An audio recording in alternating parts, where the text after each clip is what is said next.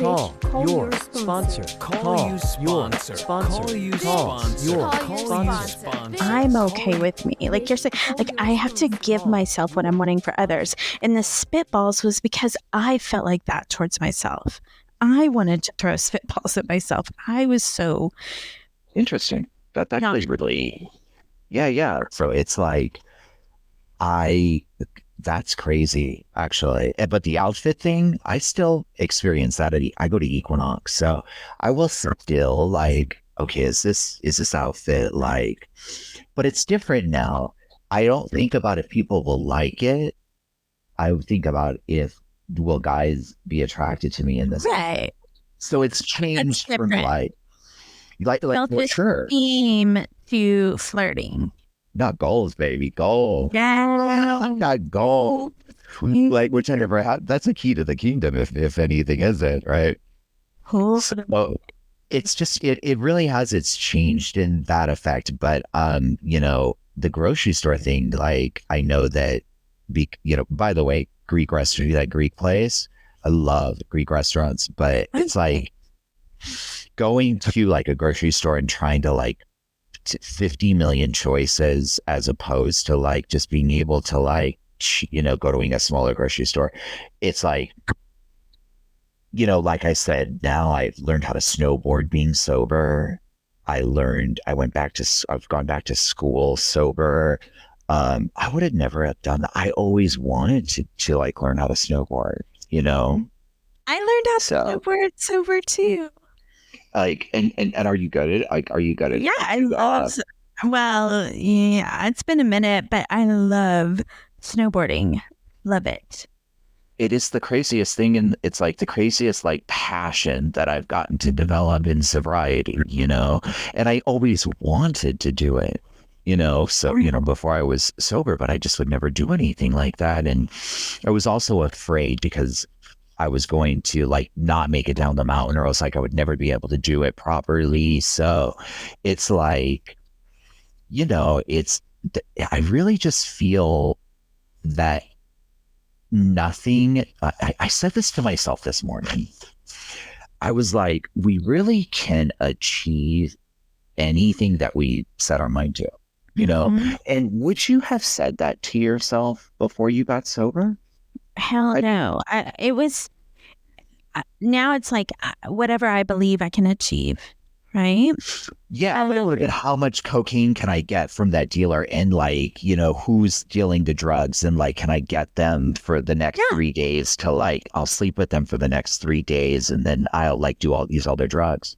Yeah. And like you're saying goals, like there were no goals beyond 72 hours, there was nothing. It was about, this is how small my life was. And it was, in Dallas. So stay with me on this. I would wake up around 1 p.m. or 2 p.m. and I would drive down to Chubby's, which was a restaurant in Dallas with chicken fried steak and sausage gravy and biscuits.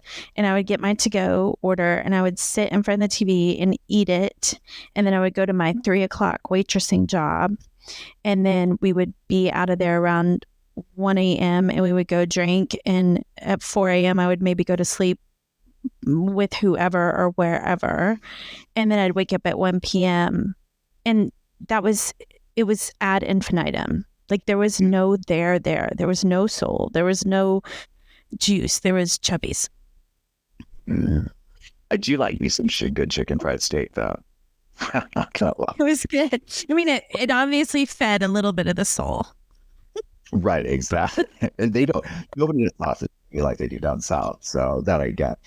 But that's what helped, like I drank and did drugs. If I didn't, I don't know if I'd be here today. Mm-hmm. Yeah. I've always tell everybody that when I tell my story, I don't know if I'd be here today because I don't know if I would have wanted to be here today. So doing drugs and drinking got me through some like emotional stuff that I needed to get through, right? Yeah, absolutely. It was a survival tool. Like I abandoned myself. And once you abandon yourself, you have to have a drink or a drug or something outside of yourself to get you through life. And then the trick is when you take those away, how do you stop abandoning yourself? How do you get back in and still have it be expansive? That's deep. That's deep, girl. But it's very misty and it's Humble. So humble. Wait. so you're not old at all. I just really, so I find that like it's easier to share it with, with sponsees as well. Like when you're actually living the techniques and, the freedom of it. Because a lot of my sponsees, I tend to attract sponsees who are, you got to tell me what, do I need to call you every day? Do I need to do this do I need to call you right at 7 a.m.? And I'm like, do you need to? You need to call me at 7. I mean, do you have something you need to talk to me about? And the answer is yes, if you need to. If you don't, if I say nothing else to my sponsees, when they think of me as a sponsor, they already know what I'm going to say to them. Am I helping somebody? Am I helping somebody else? Do I have a commitment? Am I going to meetings? And the part I hated at first about having the community. Do you have your community? Because I don't know about you, and I know we kind of touched on this. Your community was in Vegas, Dallas. Wish it was Vegas. Did you have your people? Like I had my people that I hung out with for like the first 3 or 4 years that we would go to Palm Springs and do the sober events, and we would do all the downtown AALA and like all the things that we just needed to do. So when my sponsees, when my sponsees call me and they think that if they ask me I was like, well, do you have friends that you're hanging out with? Because you don't get sober and not have friends. You still need your social, we're social beings, right? Right. And for so long, we didn't have those. So my thing is that if you're answering all those questions, which eventually become the keys of the kingdom, then my phone isn't ringing all the time. I get the occasional text from sponsees and because we meet once a week, So it's like in that aspect, there's no confusion because they're also seeing that I'm living my life this way, So it's nice to be able to be like, fuck you without having to be fuck you, it's nice to be able to be like, if you're doing what you need to do, then you don't need to bother, you don't need to bother me about yes, bother me. I know what you mean. Yeah. And that's the thing is like when I first got sober, I didn't want to have a sponsee see me sweat, right? Like it was just all about them and I would never talk about anything going on with me. And if I handled something, I had to tell you how I handled it perfectly. And I always did the right thing. And I always applied the principles in all my affairs. And then it got to a point. Right. And then it got to a point where it's like all messy right in front of everyone, and it's like I finally got to share that joy of just being true to myself, being with the sponsees. This is where I fell down. This is where I got up. Like, this is what it looks like. And now I can say to a sponsee, it's one of the first things I say when we start working together. If you put me on a pedestal, I'm going to fall. I just want to let you know that like right away that I will fall. And then one more thing on that is that I've worked with so many people who helping others is part of their disease. And so when it says in there, like, make sure you help others, it's another way for them to abandon themselves. I don't suffer from that. So that's why, like, the way the style of the book is written is like 1930s white men, right? Like, that's me. But other people I sponsor, it's like, okay, help yourself. I need you to help yourself and take care of yourself before you run out to help another person, But it falls into place. Like if you're taking a commitment at a meeting if you have that meeting that, because you have a commitment, you have that meeting that you have to go to every week. So then people are going to see you over and over again. So they're going to start talking to you, you know, or you could start talking to them.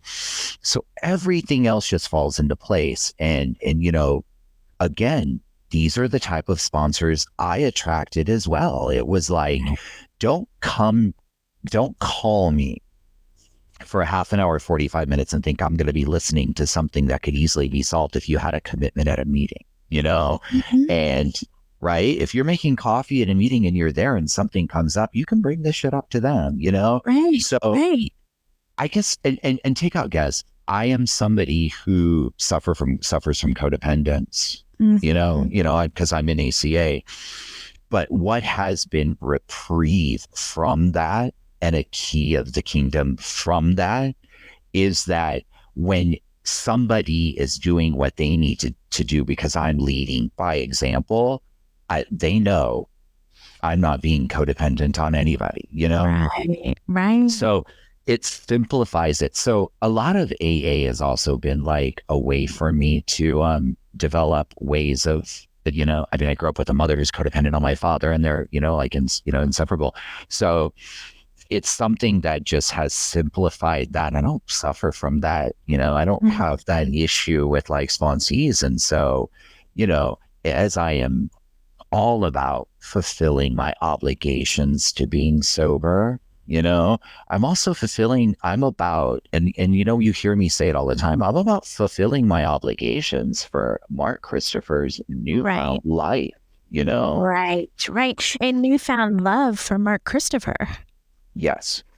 Yeah. Yes. And when you love yourself, you're going to find people that like roll in that you're going to fall in love with too. It's like, it's this really cool, magical like thing that happens, you know, in being sober. And, you know, and if some people want to be a part of it and some people don't. And are we rolling up on our last question? Yeah.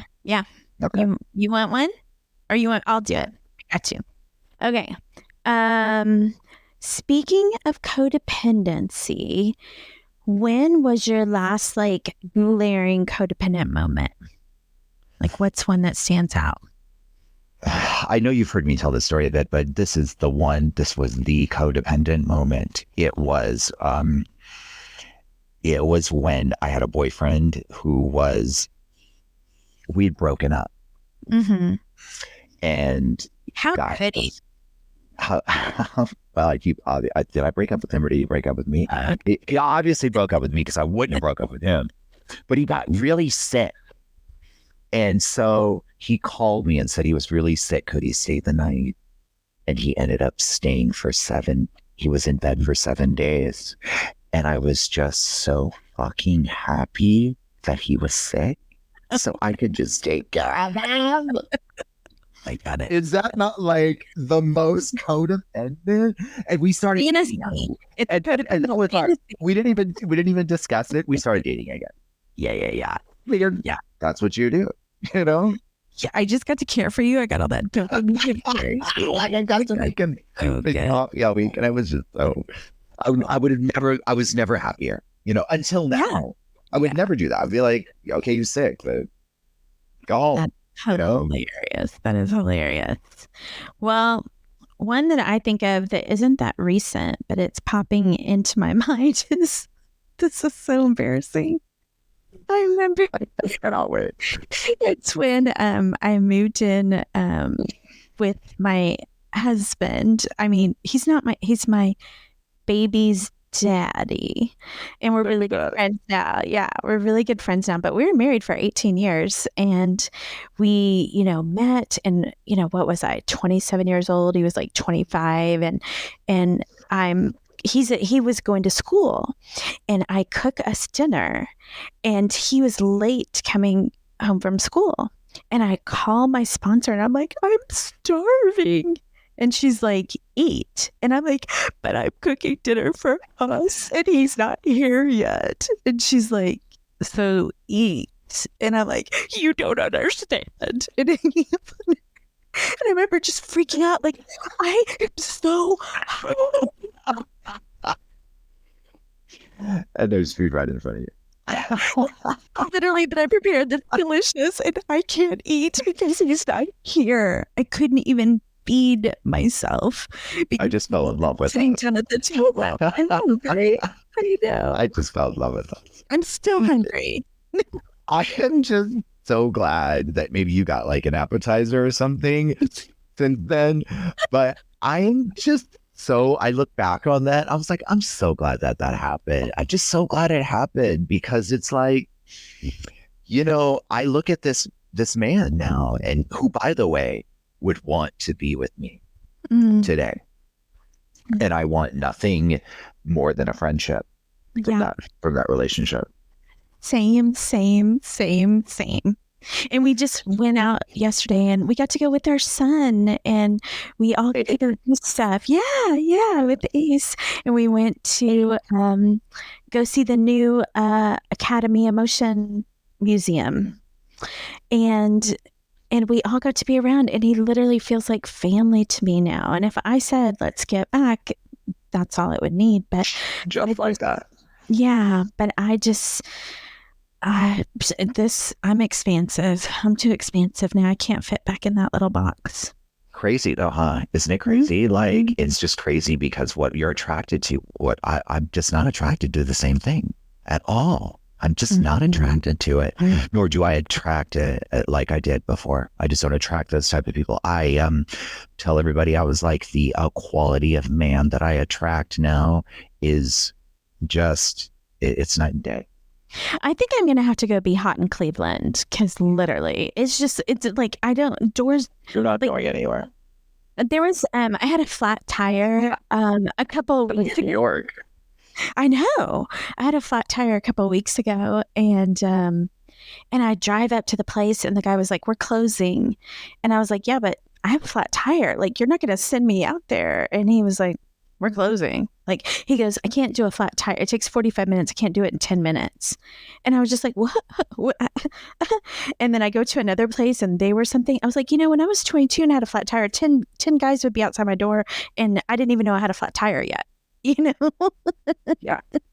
And now here in LA, it's like, you're over 50, girl. But anyways, I digress. That's a story. I'm just opened up a whole nother topic. I'm moving to Cleveland. Okay. That's the end of the story. And I'll move to New York, and then okay, great. somewhere like I can go visit Covington, Kentucky once in a while. So don't worry. Oh. All you have to do is cross the border. Moo. Thank you so much, Mark. It was my pleasure, actually, and I just love you so much, and you are my motherfucking sister. I don't care if you Poe or not. Okay. Thank you for having me. Yeah, y'all Right. y'all go call your sponsor, and you can have these rewards too. Your sponsor. Sponsor. Your Call your sponsor. sponsor. Call Bitch, call your sponsor. your sponsor. Call your. Monday, send us an email with comments, questions, or concerns bcysponsor@gmail.com. Don't forget to rate 5 stars.